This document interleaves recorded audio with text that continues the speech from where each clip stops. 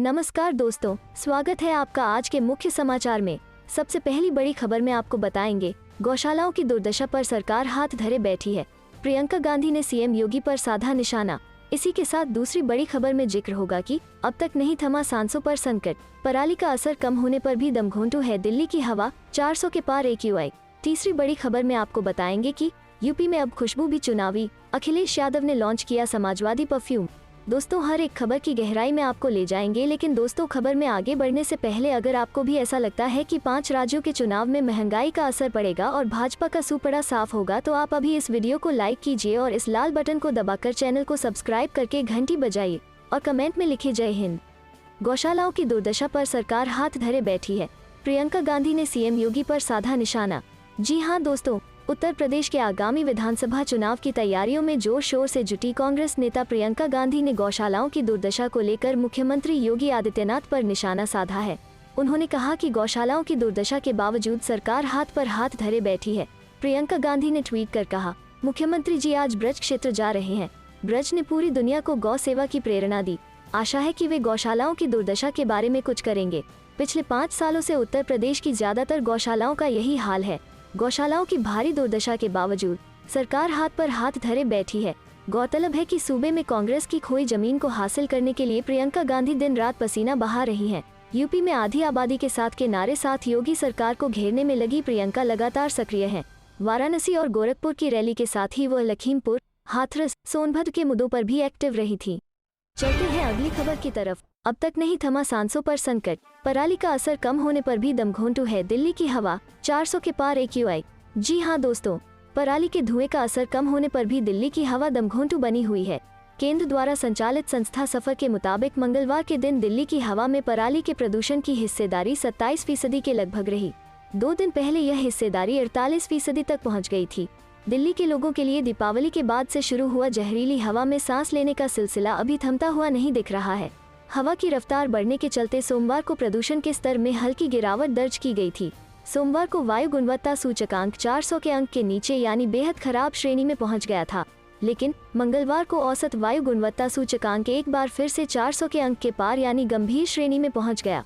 केंद्रीय प्रदूषण नियंत्रण बोर्ड के मुताबिक मंगलवार को औसत वायु गुणवत्ता सूचकांक 404 के अंक पर रहा। दिल्ली के ज्यादातर इलाकों की हवा दमघोंटू बनी हुई है। CPCB के मुताबिक मंगलवार की शाम 4 बजे दिल्ली की हवा में प्रदूषक कण PM10 का स्तर 426 माइक्रोग्राम प्रति घन मीटर और PM2.5 का स्तर 263 माइक्रोग्राम प्रति घन मीटर पर रहा। मानकों के मुताबिक हवा में PM10 का स्तर 100 से नीचे और PM2.5 60 से नीचे होना चाहिए। इस अनुसार देखा जाए तो दिल्ली की हवा में अभी प्रदूषण का स्तर मानकों से 4 गुना ज्यादा है। रात के समय हवा की रफ्तार कम होने के चलते दिल्ली की हवा में प्रदूषण कणों का बहाव धीमा हो रहा है। सोमवार के दिन हवा की रफ्तार बढ़ने और दिन भर खिली हुई धूप निकलने के बाद प्रदूषण की स्थिति में थोड़ा सुधार हुआ, लेकिन रात के समय हवा की रफ्तार कम होने से प्रदूषक कण वातावरण में ज्यादा देर तक बने रह रहे हैं।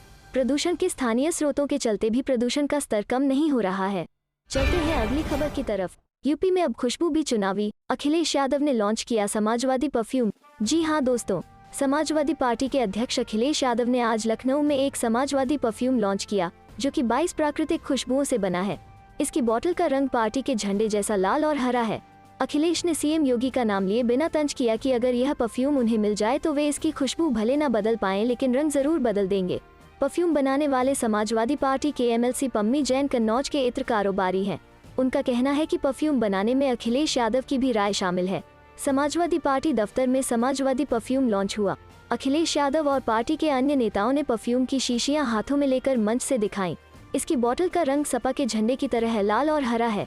सपा अध्यक्ष अखिलेश यादव ने कहा कि एक बहुत अच्छा परफ्यूम बनाया है। उन्होंने कहा कि जो महकते हुए जाएंगे वे समाजवादी पार्टी और समाजवादी विचारधारा याद दिलाते हुए जाएंगे।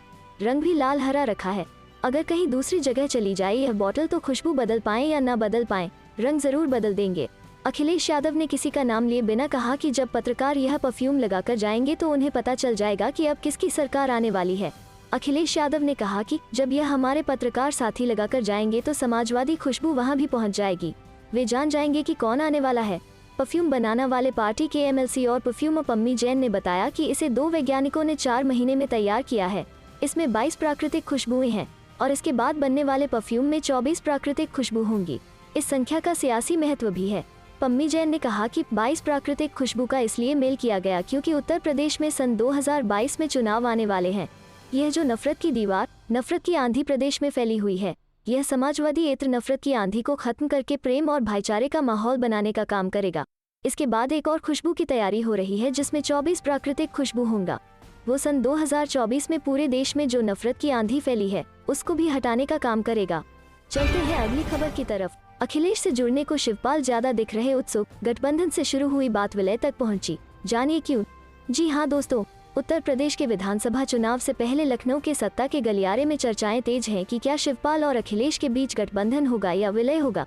दरअसल समाजवादी पार्टी से गठबंधन को लेकर प्रगतिशील समाजवादी पार्टी के शिवपाल सिंह यादव के लगातार बयान आते रहे हैं।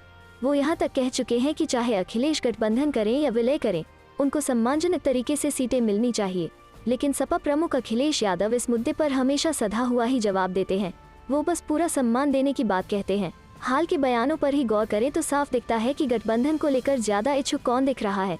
दरअसल 2017 में यादव परिवार में रार के बाद शिवपाल सिंह यादव समाजवादी पार्टी से अलग हो गए। वो सपा के टिकट पर चुनाव जरूर जीते, मगर उन्होंने अपनी अलग पार्टी प्रसपा के गठन का ऐलान कर दिया। दिलचस्प बात ये रही कि इस दौरान वो लगातार सपा से विधायक बने रहे। न तो उन्हें पार्टी से हटाया गया, न ही उन्होंने विधायकी से इस्तीफा दिया। समय बीतता गया और शिवपाल अपनी पार्टी का यूपी में खड़ा करने की पुरजोर कोशिश करते रहे। इस दौरान लोकसभा चुनाव आया, पंचायत चुनाव आया, लेकिन प्रसपा इन चुनावों में कुछ खास कर नहीं सकी। अब यूपी विधानसभा चुनावों से पहले शिवपाल प्रदेश भर में यात्राएं कर रहे हैं। वो सामाजिक परिवर्तन रथ लेकर निकले हैं और जिलों जिलों का दौरा, सभाएं कर रहे हैं। चलते हैं अगली खबर की तरफ। दिग्विजय सिंह बोले, पहले लोग कांग्रेस के बारे में बात नहीं करते थे, प्रियंका गांधी ने जगाया नया विश्वास। जी हाँ दोस्तों, मध्य प्रदेश के पूर्व मुख्यमंत्री दिग्विजय सिंह ने कहा है कि कांग्रेस महासचिव प्रियंका गांधी वारा ने जनता के मुद्दों पर आवाज उठाकर उत्तर प्रदेश के लोगों में पार्टी के प्रति एक नया विश्वास पैदा किया है। सिंह ने मंगलवार रात संभल के एचोड़ा कंबोह में श्री कल्की महोत्सव में शिरकत करने के दौरान संवाददाताओं से बातचीत में कहा कि प्रियंका ने जिस तरह उत्तर प्रदेश में जनता के मुद्दों को लेकर खुद आगे आकर संघर्ष किया है, उससे यहाँ की जनता में कांग्रेस के प्रति एक नया भरोसा पैदा हुआ है। कांग्रेस के वरिष्ठ नेता ने कहा कि चाहे लखीमपुर खीरी का मामला हो, हाथरस, आगरा का मामला हो, किसान, मजदूर या व्यापारियों का मसला हो, प्रियंका ने अन्य दलों के नेताओं से कहीं आगे बढ़कर संघर्ष किया है और उत्तर प्रदेश में एक नई टीम खड़ी कर दी है। उन्होंने कहा कि पहले जहां कोई कांग्रेस के बारे में बात नहीं करता था, वहीं अब लोग कांग्रेस के बारे में बात करते हैं। यह अपने आप में बड़ी उपलब्धि है। बहुजन समाज पार्टी अध्यक्ष मायावती द्वारा कांग्रेस को उसके चुनावी वादों को लेकर घेरने के बारे में पूछे जाने पर सिंह ने कहा, मायावती का जन्म भी नहीं हुआ होगा तब से कांग्रेस पार्टी दलितों की सेवा कर रही है।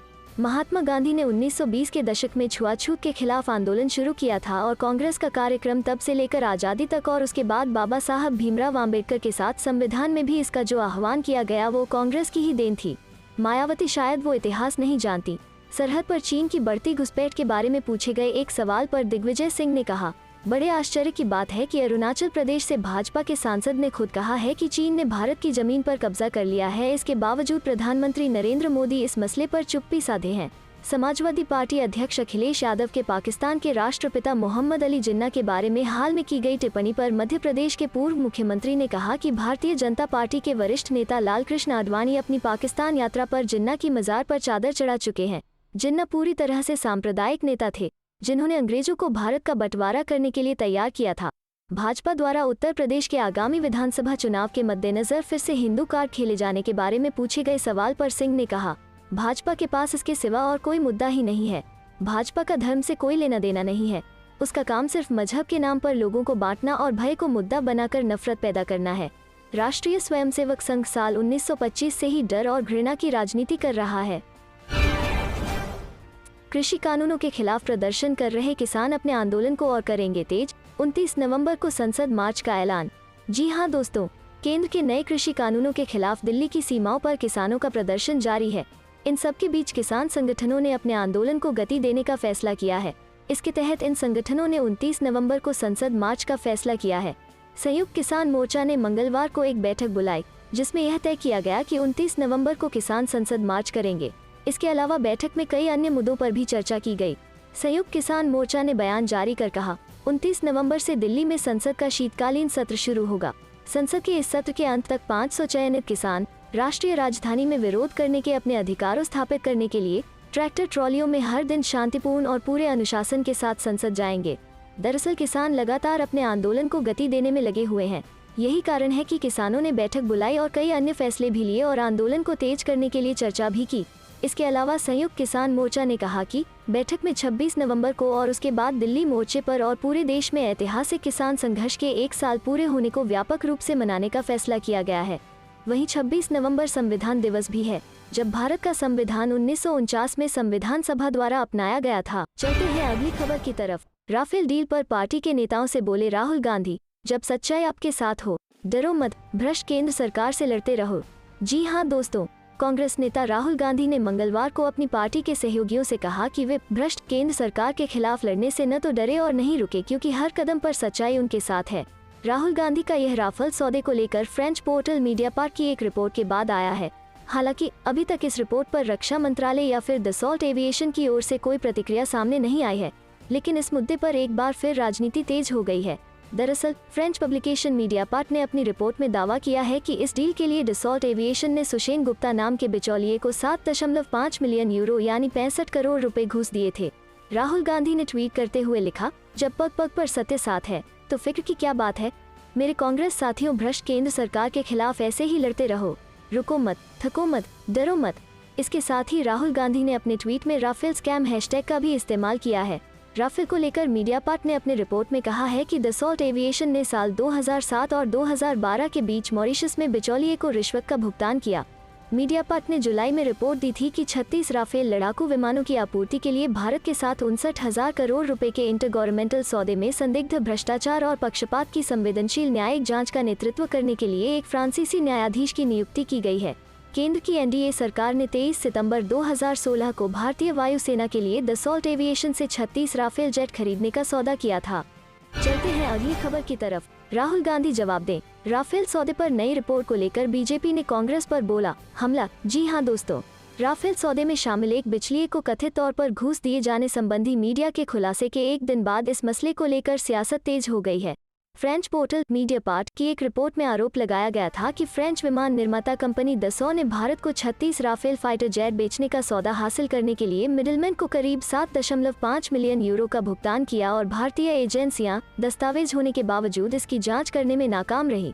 रिपोर्ट आने के बाद कांग्रेस और बीजेपी के बीच आरोप प्रत्यारोप का दौर शुरू हो गया है, जहां बीजेपी ने वर्ष 2014 से पहले, जब कांग्रेस सत्ता में थी, कथित भ्रष्टाचार को लेकर इस पार्टी पर भी निशाना साधा। वहीं कांग्रेस ने बीजेपी पर इस भ्रष्टाचार पर लिपापोती करने का आरोप लगाया है। बीजेपी प्रवक्ता संबित पात्रा ने मंगलवार को कहा, इंक का मतलब है आई नीड कमीशन। यह अतिशयोक्तिपूर्ण बात नहीं है कि यूपीए के कार्यकाल के दौरान हर डील में एक डील थी और वे इसके बाद भी डील नहीं कर सके। उन्होंने कहा, राहुल गांधी को इटली से जवाब देने चाहिए कि आपने और आपकी पार्टी ने इतने सालों से राफेल को बारे में झूठ फैलाने की कोशिश क्यों की। अब यह खुलासा हो गया है कि वर्ष 2007 से 2012 तक उनकी अपनी सरकार सत्ता में थी जब कमीशन दिया गया। इसमें बिचौलिए का नाम भी सामने आ गया है। दूसरी ओर कांग्रेस का कहना है, ऑपरेशन कवच के मौजूदा खुलासे से मोदी सरकार और सीबीआई प्रवर्तन निदेशालय के बीच राफेल भ्रष्टाचार को दबाने के लिए संदिग्ध साठगांठ का पता चलता है। गौरतलब है कि मीडियापार्ट ने कथित इनवॉइसेस प्रकाशित किए हैं जो बताते हैं कि दसॉ ने कथित बिचौलिए सुशेन गुप्ता को गुप्त रूप से कमीशन का भुगतान किया। पोर्टल कहता है, इन दस्तावेजों की मौजूदगी के बावजूद भारतीय संघीय एजेंसी ने मामले को आगे नहीं बढ़ाने का फैसला किया और जांच शुरू नहीं की। मीडियापार्ट की रिपोर्ट के अनुसार सीबीआई और प्रवर्तन निदेशालय के पास अक्टूबर 2018 से सबूत हैं कि दसॉ ने राफेल जेट के बिक्री सौदे को हासिल करने के लिए सुशेन गुप्ता को घूस दी। रिपोर्ट में कहा गया है, सबूत गोपनीय दस्तावेजों में मौजूद हैं जो दोनों एजेंसियों की ओर से एक अन्य भ्रष्टाचार मामले अगस्ता वेस्टलैंड की ओर से वीवीआईपी हेलीकॉप्टर्स की सप्लाई का घोटाला की जांच में सामने आए हैं। चलते हैं अगली खबर की तरफ। भाजपा राज में काली कंपनियों को सफेद बनाने और राफेल पर नई रिपोर्ट को लेकर प्रियंका गांधी वारा ने साधा निशाना। जी हां दोस्तों, कांग्रेस महासचिव प्रियंका गांधी वारा ने राफेल विमान सौदे में कथित भ्रष्टाचार के मुद्दे पर नरेंद्र मोदी की अगुवाई वाली केंद्र सरकार पर निशाना साधा है। प्रियंका ने मंगलवार को इस मुद्दे पर एक ट्वीट किया। उन्होंने भाजपा का भ्रष्टाचार के हेडिंग के साथ लिखा है, काले धन की सफाई का जुमला देकर भाजपा ने पूरे देश को लाइन में लगा दिया था, लेकिन भाजपा राज में काली कंपनियों को सफेद बनाने और काले कारनामों को छुपाने जैसे कामों की लाइन लगी हुई है। उन्होंने अपने ट्वीट के साथ राफेल मामले में ताज़ा रिपोर्ट से संबंधित विभिन्न खबरें भी पोस्ट की हैं। प्रियंका ने इससे पहले नोटबंदी के मुद्दे पर हमला बोलते हुए नरेंद्र मोदी सरकार पर 5 सवाल दागे थे। गौरतलब है कि 5 साल पहले प्रधानमंत्री नरेंद्र मोदी ने 8 नवंबर को देश को संबोधित करते हुए 500 और 1000 रुपए के नोट बंद करने का ऐलान कर दिया। इस फैसले की वजह से कई दिनों तक आम आदमी को पैसों के लिए बैंकों के बाहर लाइन लगाना पड़ा। प्रियंका ने नोटबंदी को आपदा बताते हुए अपने ट्वीट में पूछा था, अगर नोटबंदी सफल थी तो भ्रष्टाचार खत्म क्यों नहीं हुआ, कालाधन वापस क्यों नहीं आया, अर्थव्यवस्था कैशलेस क्यों नहीं हुई, आतंकवाद पर चोट क्यों नहीं हुई, महंगाई पर अंकुश क्यों नहीं लगा। चलते हैं अगली खबर की तरफ। अखिलेश यादव ने बताया, इस बार क्या नया कर रहा चुनाव आयोग, सपा करेगी इसका विरोध। जी हां दोस्तों, समाजवादी पार्टी सपा अध्यक्ष और उत्तर प्रदेश के पूर्व मुख्यमंत्री अखिलेश यादव ने चुनाव आयोग पर मतदाता सूची में जोड़े और काटे गए नामों की जानकारी राजनीतिक दलों को नहीं देने का आरोप लगाते हुए जरूरत पड़ने पर आयोग के खिलाफ धरना देने की चेतावनी दी है। अखिलेश यादव ने लखनऊ में संवाददाता सम्मेलन में कहा कि अब तक चुनाव आयोग मतदाता सूची में नाम जोड़ने और काटने के बाद सूची जारी करता था, मगर इस बार चुनाव आयोग पता नहीं क्यों किसके दबाव में वो इस सूची को जारी नहीं कर रहा है। अगर हम एक राजनीतिक दल के रूप में आपत्ति करना चाहें, नाम जुड़वाना चाहें, तो हमारे पास कोई जानकारी नहीं है, इसलिए हमने शिकायत की है और अगर जरूरत पड़ी तो समाजवादी पार्टी चुनाव आयोग के खिलाफ भी धरना देगी।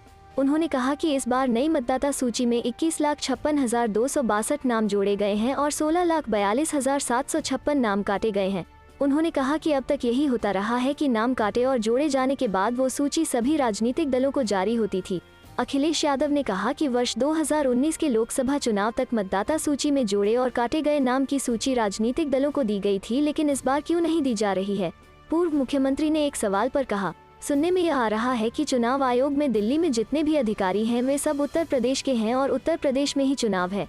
हमें उम्मीद है कि चुनाव आयोग निष्पक्ष काम करेगा। अगर 2019 तक राजनीतिक पार्टियों को सूची दी जाती थी तो इस बार क्यों नहीं दी जा रही है।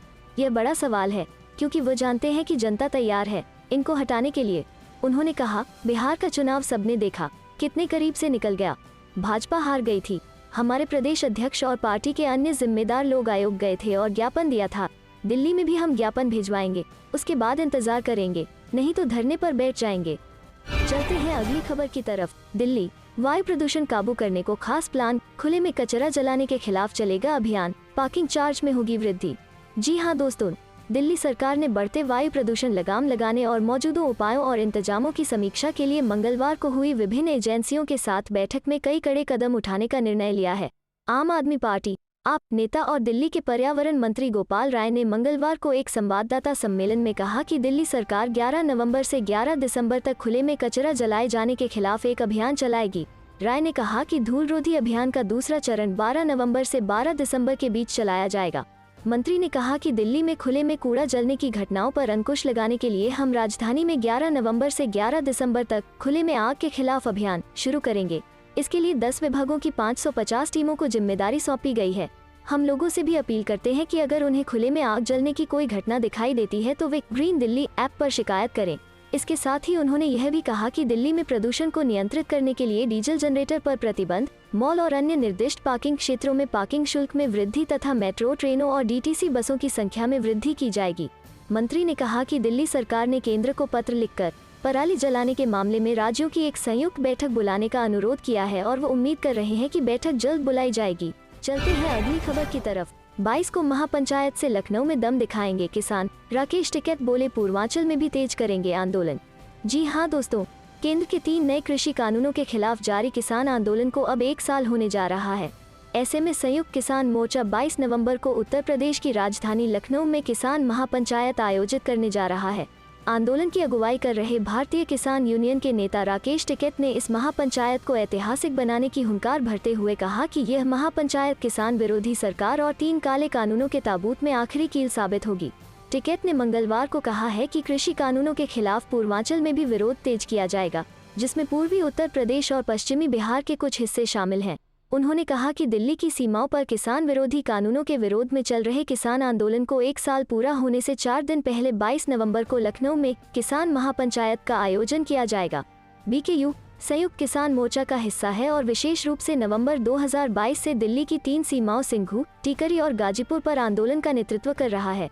बीकेयू के राष्ट्रीय प्रवक्ता राकेश टिकैत ने मंगलवार को ट्वीट किया, 22 नवंबर को लखनऊ में होने वाली किसान महापंचायत ऐतिहासिक होगी। एसकेएम की यह महापंचायत किसान विरोधी सरकार और 3 काले कानूनों के ताबूत में आखिरी कील साबित होगी। अब अन्नदाता का आंदोलन पूर्वांचल में भी तेज करेंगे।